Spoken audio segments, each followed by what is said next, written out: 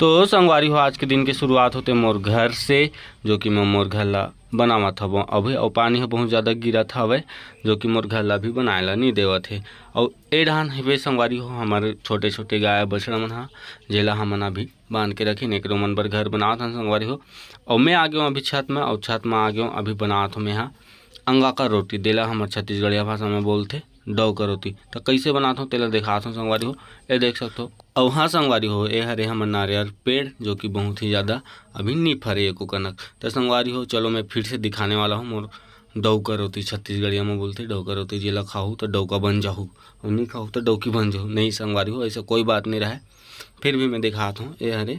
और देख सकते हो अभी मैं एक साथ में अभी चटनी पीसत हूँ, जो कि देसी चटनी, टमाटर और कच्चा मिर्चा, हरा धनिया, हरा सब चीज़।